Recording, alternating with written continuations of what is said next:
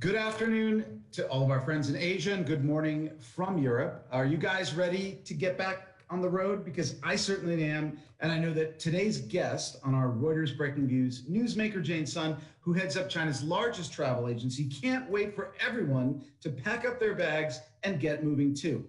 I'm Rob Cox, the global editor of Breaking Views, Reuters financial commentary arm, coming to you from Zurich. Shortly, I will hand the mic over to my colleague, Sharon Lam, in Hong Kong. Before I do that, one quick housekeeping note. If you want to send us questions to pose at the end of this chat, you can do so using the chat box, which is on the right-hand side of your screen. Now, let me introduce Jane. She served as Trip's CEO and a member of the board of directors since November 2016. Before that, she also served as the company's chief operating officer and chief financial officer. So she knows this company inside and out. In a prior life, she worked at Applied Materials at KPMG in Silicon Valley. And Jane has been named one of Fortune's top 50 most powerful women in business for something like 4 consecutive years. So Jane, great to see you. How is Shanghai on this rainy day in Zurich? Thanks, Rob. Shanghai is doing very well. We have just had our Labor Day weekend and business is recovering very strongly. So I love to share what we have seen in the domestic market in China with our audience. Oh, great. So Sharon, I hand the mic to you to take that further. Okay, well, thanks so much. Thanks so much for the introduction, Rob, and thanks so much, Jane, for joining us. Great to have you with us. Welcome. I was actually going to ask you a little bit about your Labor Day holiday. You know, China just completed that. I believe it was 5 days this year. Did you get up to anything exciting? Did you have any exotic trips planned? Yes, the Labor Day weekend just passed last week. This year, the government combined the weekend with the Labor Day 3-day weekend and made it a 5-day weekend. It went very well. The market, in terms of headcounts, recovered to 103% compared to pre-COVID 2019 level. For Trip.com, we did even better. So compared to 2019, we delivered double-digit growth for both air ticket and hotel. For single day growth, air ticket, the highest growth year over year, 28% compared to pre-COVID level. For hotel, we delivered 70% year over year growth.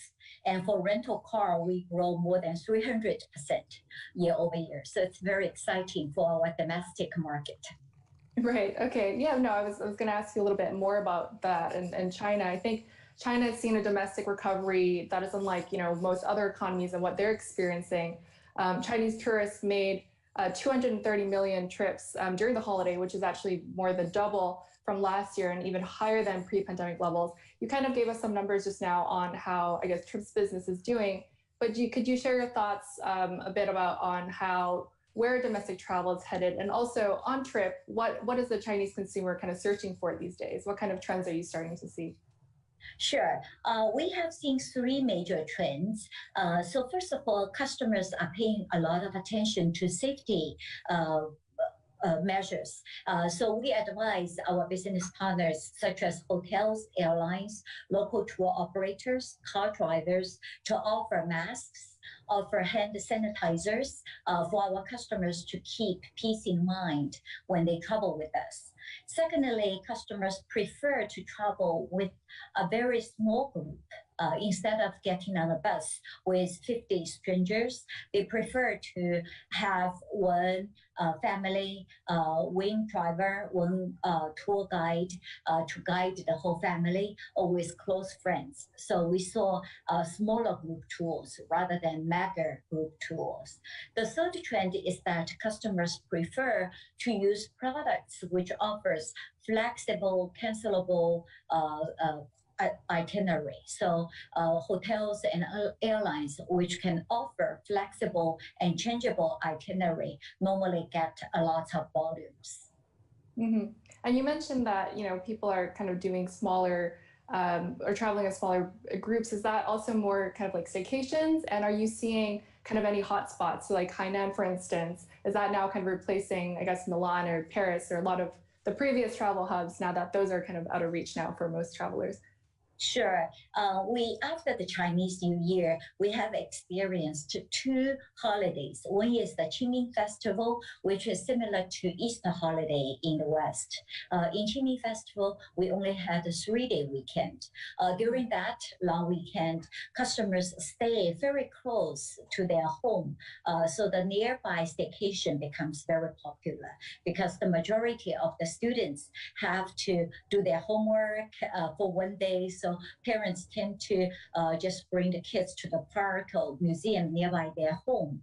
However, for the May 1st, the Labor Day weekend, we had a 5-day long weekend. So I took my family to fly into Qinghai, which is about 3.5 hours away from Shanghai.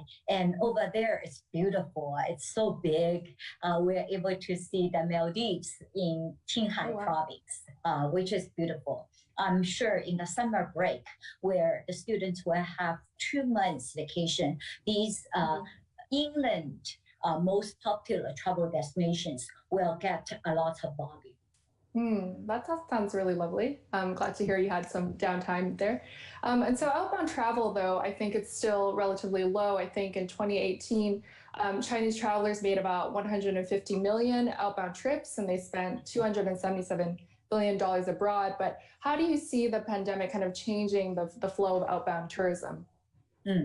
I think for right now, the border is still quite closed, but I'm very confident for a couple of reasons. One is when you look at our search results, the pent-up demand for outbound travel is huge. Lots of customers are willing to take their family to travel across the borders. So the demand is there.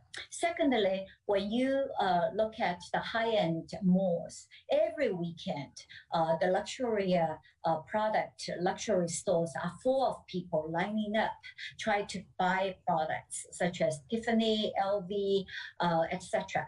So customers' buying power is very strong. Thirdly, more and more people are taking vaccines, and I'm sure that once the majority of the people take vaccine, the borders will become more and more open. So we're very much looking forward for the final day where we can say, oh, the majority of the people have taken vaccine, the situation is under control. Kind of related to that, I know that China's launched a digital COVID-19 vaccination certificate for its citizens, hoping to do kind of cross-border travel. And I believe some ministers in the G20 are also, tourism ministers in the G20 are also, discussing kind of similar plans to do so. And they think, that's quite crucial for an economic recovery. Do you see this, other countries kind of adopting a similar approach? And how imperative do you think it is to have kind of a vaccine certificate or some passport to kind of restart travel again more globally? Yeah, I think travel is in humans' gene. If you adapt to the theory of origin, we are all the descendants of the travelers from Africa. So I think everyone loves traveling. Secondly, it's very important also for the local economy. When we send customers from China to the rest of the world, we bring the local economy buying power, job opportunity, which is very important. And thirdly, I think it's also very important for people-to-people exchange to promote global understanding and global peace. So you talked a little bit about the recovery, but I think things weren't, that great kind of a few months prior. A lot of repeat waves of outbreaks and then lots of kind of last minute cancellations and even refunds that had to be processed. Could you walk us through kind of what strategies Trip had to employ during the pandemic, and then also how it plans to recoup kind of some of its lost revenue now looking forward? Yes. When we look back to last year, Q1 of last year, 2020, was the most difficult quarter for us because China was the first country which got hit by the pandemics. And lots of customers were stuck in the airport, in the traffic hubs. So we always adopt to a theory that we need to put customers' interest first, and then partners second, and Trip.com the third. So without asking any questions, we refunded our customers even before we get the money back from our partners. Mm-hmm. And that was very critical because that enabled our customers to have peace in mind. And we got lots of praises from our consumers, which is very important for our business. Mm-hmm. And I wanted to ask a little bit about kind of market share and plans to do that. I know China tech has been changing very rapidly of late. Kind of given the recent kind of anti-monopoly regulations, how does Trip plan on kind of continuing to grow its market share and thinking about the future? And will it be taking a new approach, say, to like partnerships and deals also? Yeah, we welcome the government's policy because we are in the vertical of travel, and we like to have all the platform to be available for us to list our products. So whether it is BAT or TMD, all the platform, as long as they are open, we'll be more than happy to collaborate with everyone in the market to put the best product, best price onto these platforms. Mm-hmm. So it's positive for our industry. Mm-hmm. So there isn't really changes in how you're going to go about approaching deals or partnerships. No. Okay, that's helpful to know. So kind of related to that, Trip has made a number of recent acquisitions, including India's Make My Trip and then also Skyscanner. So how do these acquisitions kind of tie into Trip's kind of broader global ambitions? Yeah, when we hold very high standard when we make an investment, there are three major criteria we adhere to. First of all the investment we made has to closely related to our core business, which is travel. Secondly, the target we look into always is number one or number two in their vertical or in their region. And thirdly, although they are number one in their vertical, we still need to make sure the price we're paying is reasonable. So that takes a lot of discipline. Normally we wait until the market to give us a good entry point, then we make an investment. Mm-hmm. So will the company be kind of focusing and emphasizing acquisitions or kind of organic growth in the future? Yeah, organic growth is always our priority. Only when you stand alone, be very strong, then you will attract all the other players to work with you. So organic growth is always our focus and always our priority. Okay. So Trip also recently completed a secondary offering in Hong Kong. Could you explain to us a little bit about kind of the motivations behind going for this listing, and then also kind of what Trip hopes to accomplish with having that? Sure. Being listed on Hong Kong gives us a couple of advantages. First of all, our brand name is very well known in Asia, so that gives us a good access to our potential customers, not only within mainland China, but also in Asia. Secondly, we also have many partners, such as airlines, hotels, and also the local tour operators. So being a Hong Kong listed company also give us the brand for us to collaborate with potential partners in Asia. And thirdly, our investors used to be concentrated in the US, in Europe before. Now we also reach out to the Asia investor space, which is very helpful for us. So our investors can work around the world in terms of and facilitate their trading windows. Okay. And I wanted to ask a little bit about business travel. Obviously, the fact that we're using teleconferencing and Zoom calls has meant that a lot of kind of in-person meetings are really no longer. Do you still think that business travel will be relevant in a few years?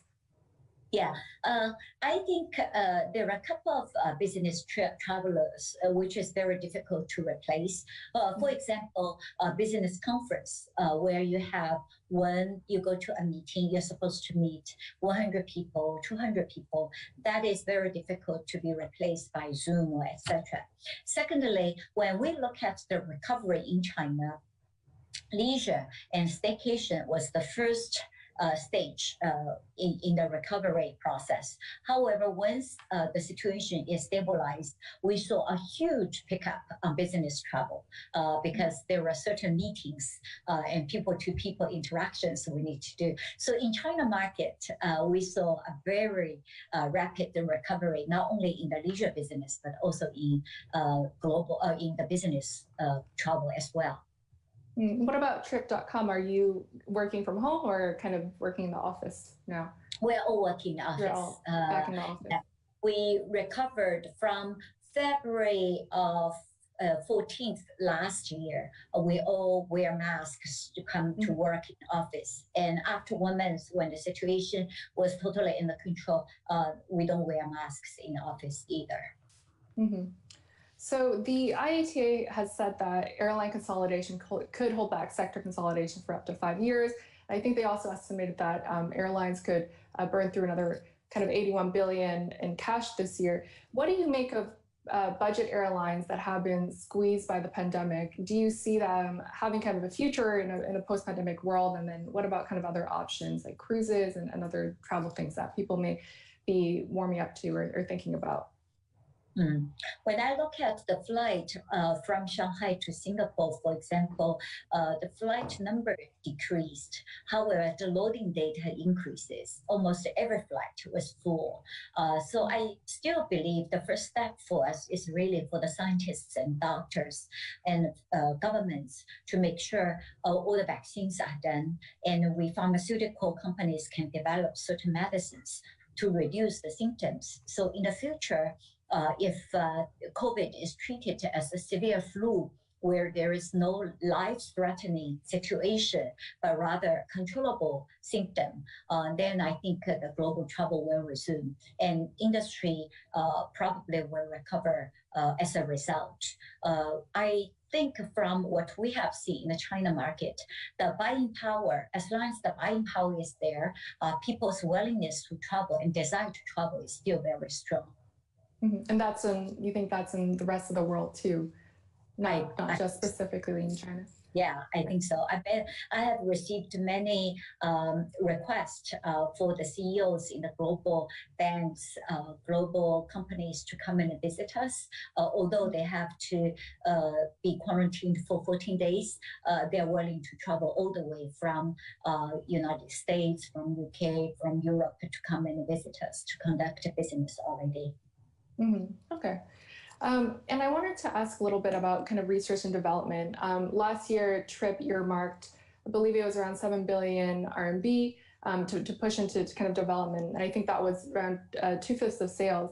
Could you tell us about what was the focus of these efforts? Kind of what is Trip trying to do by investing this amount of money? Yes, for us, although last year was very difficult, we never had any headcount reduction for product and engineering team. Instead, we give them extra bonuses to motivate them and to retain our talents. Their investment are in a couple of folds. We have about 10,000 engineers around the world. Some of them will recruit them in the global places from top schools, from the Silicon Valleys to enhance our technology platform. Secondly, we also have more than 10,000 employees working as service agent to help our customers around the world. So when we had a shooting in Las Vegas or tsunami in Japan, our team are able to reach out to our customers within a few seconds. And the very next day, we can rescue them to their home country right away. So these are the investments we made all year round, with or without COVID. That's helpful. And I wanted to ask about diversity. I think unlike many other peers, Trip has a lot of many women in kind of senior levels of leadership. And I wanted to ask about how kind of the way that TRIP is thinking about and supporting and developing female talent, and what might be kind of different. Sure. And how. Sure. I am the only female CEO in the major high-tech companies. So we pay lots of attention to establish good policy to support the next generation of the female leadership. So for example, when a female is pregnant, we offer free taxi to take them home and bring them to work. When the baby is born, we give them 500 as a welcome gift, 3,000 as the education fee. When they come back to work, we offer flexible working hours. And then we also realize that more and more young female students are getting their PhDs. They prefer to study overseas before they come back to work. However, they have a biological clock where they struggle a little bit whether to have children first, have family first, or have work first. So if they decide to have their eggs frozen, our company will pay for it. And we are the first company and the only company who does that in China, which is very progressive. And as a result, more than 50% of the workforce are females, more than 40% of the middle managers are females, and more than 1/3 of the executives are females. And these numbers are even better than the Silicon Valleys, which I feel very proud of. Mm-hmm. Well, that's all really helpful. Kind of before I hand this back to Rob, I just wanted to ask one finally, kind of as you look towards the future, what do you think are kind of the most pressing or important questions for either TRIP or even kind of the travel industry more broadly? Yeah, I think travel in a way not only is very good for the global economy, it accounts for about 10% of the GDP in the global places. And it also accounts for about 10% of the job opportunity around the world. So I would encourage everyone, government, industry players, doctors, scientists to work together and make sure all the people are protected either through drugs or through vaccines. And we really need to work together to promote global travel industry and promote global peace as a result. Well, great. Thank you so much, Jane, for that. And maybe I'll just hand it back to Rob now, if you have any kind of follow-up questions before. Thank you so much.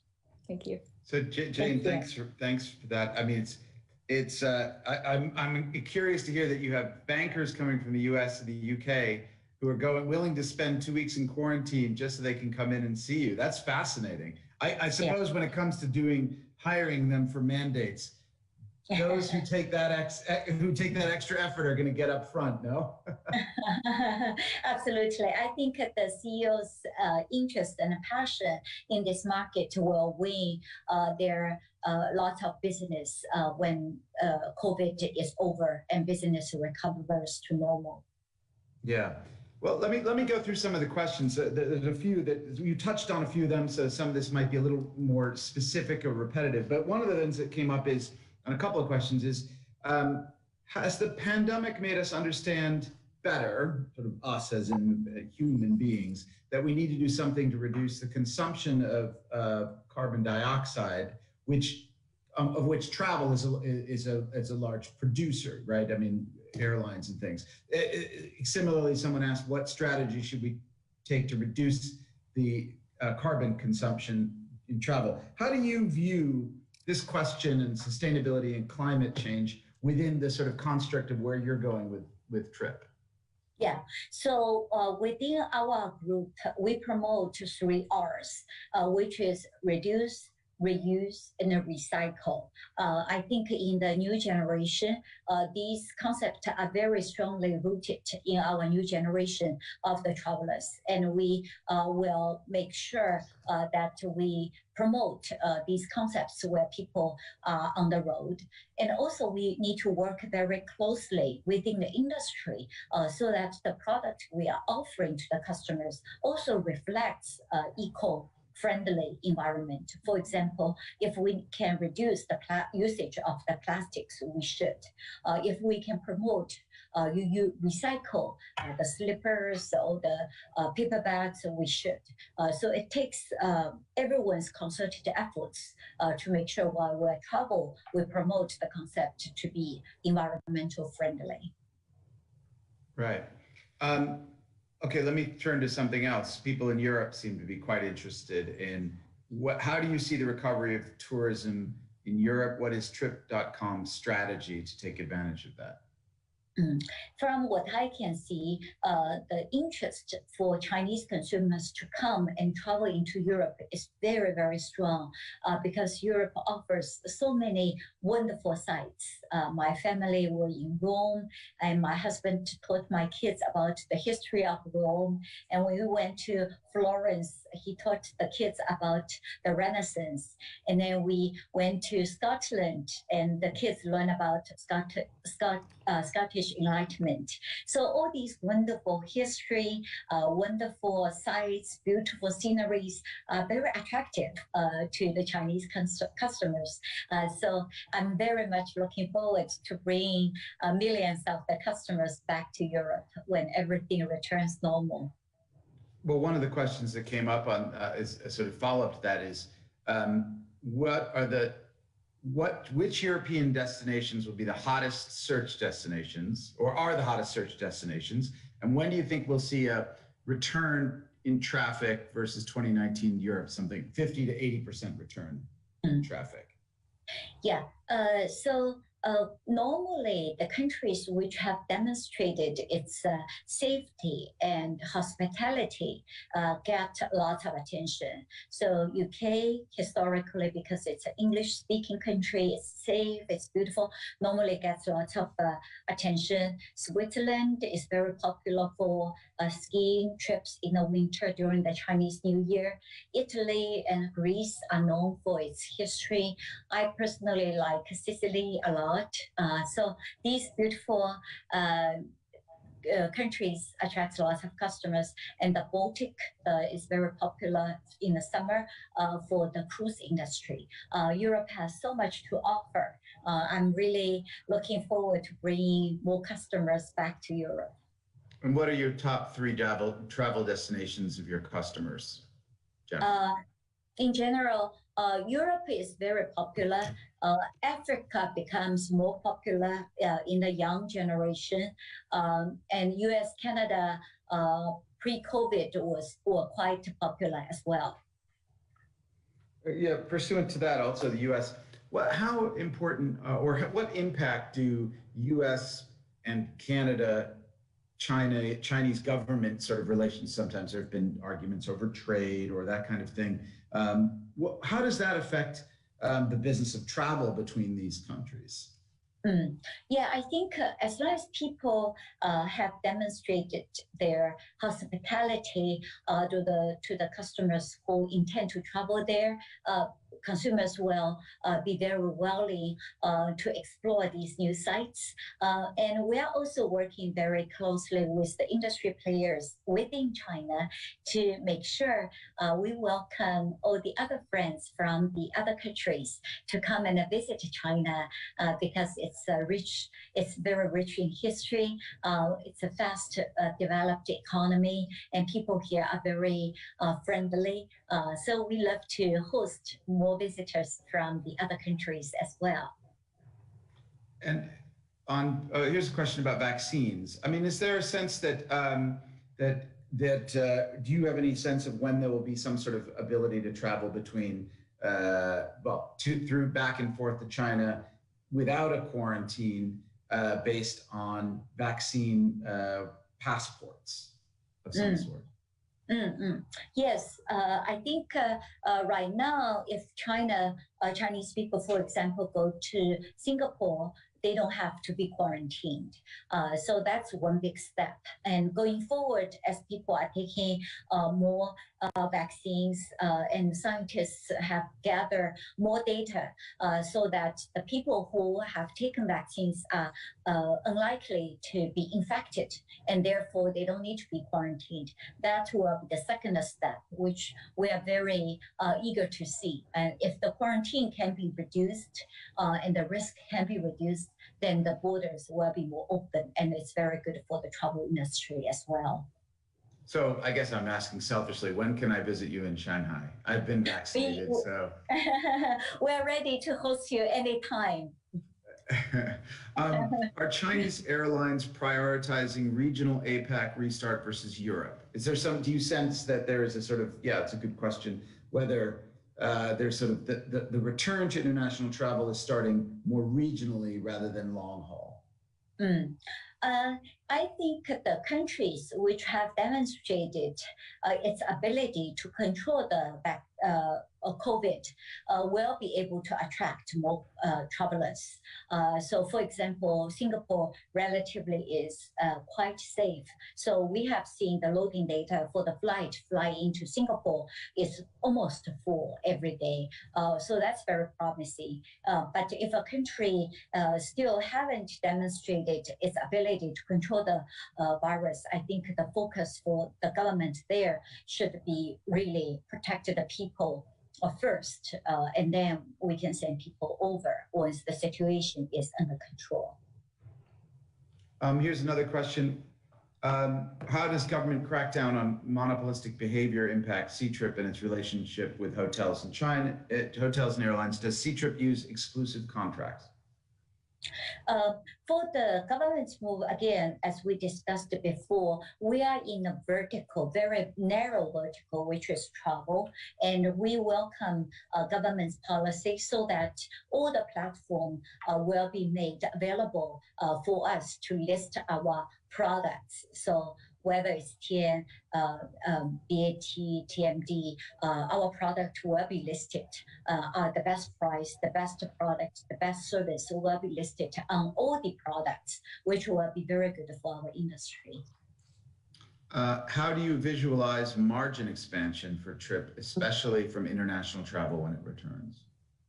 Yeah, normally international business is more expensive, but in this environment, because the international business is still needs to wait for a while before it recovers. So our focus this year still needs to be going depth for domestic travel, which is also very promising because a lot of high-end customers who cannot go abroad, now they will spend their money in the domestic travel business. So we're helping our hotel partners, airline partners, rental car partners to really make sure they offer the best product and service to host these customers who go to Europe or go to United States before COVID. And then sort of just a last question from me before I hand over back to Sharon for another question, which is simply, what is the Chinese traveler, here in Europe, you often see them, large groups with red flags or whatever, going through. How do you expect the evolution of the Chinese international travel over the next, let's say, 5 to 10 years? And how do you as a Trip.com prepare for that? Yeah, we have seen some trends that customers prefer to travel within much smaller groups. So, for example, we innovated a product called Customized Tour, where a family will hire one driver, one tour guide, and they will travel with 4 to 6 people, their family, and that's become very popular. The growth rate is more than 600% year over year. Wow. The other trend we have seen is that a theme tour. So, for example, in the winter, we'll have a ski tour, and young people will join us for the ski tour. In the summer, young people like to learn surfing, so the surfing tour becomes very popular. And then for the city, white collar young people, they prefer to have some meditation. So the meditation tool will become very popular in the springtime. So customized tool, theme tool now are becoming more and more popular in the market. And when you can get back and go anywhere in the world, Jane, anywhere you like for, I don't know, a week getaway or even a weekend, where is it going to be? I love Africa, so I like to go to the Africa safari once the border is open. Okay, well, Sharon, I hand it to you. Yeah, I guess just one final question. Thank you, Jane. That's super interesting. Is that trip is still very much focused on the Chinese market, but you did mention that you're kind of investing a lot of funds in developing kind of both the technology side and other kind of the product as well. What are your plans in terms of kind of international expansion? And do you have, I guess, anything exciting that you're looking forward to this year, apart from the assumption of travel again? Globally. Yeah, sure. So travel in its nature is global because customers, when they travel, there is no border. So we would like to bring more customers from China to the rest of the world. But again, also, we would like to invite more friends from all over the world to come and visit China once the COVID is over, because the international exchange for us is very important to promote people-to-people friendship and global peace. Wonderful. Great. Thank you. Great. Thank so that we've done more than a half an hour here, which was what we promised to folks. Jane, really, it's great pleasure to hear your views on the world. I'm very encouraged. I'm going to get I'm going to brush off my passport and start packing a bag soon. And I'm not sure I'll make it to Shanghai anytime very soon, but I am looking forward to a time when I can. Thank you to everyone who tuned in. We would all applaud. I would say applaud Jane for her time, and we'll do that virtually. Folks, you can listen to the full conversation shortly. We'll put it up online at the Exchange.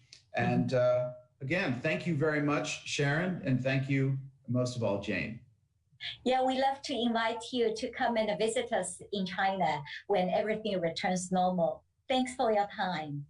Thank you. Take care. Bye, everybody. Bye-bye.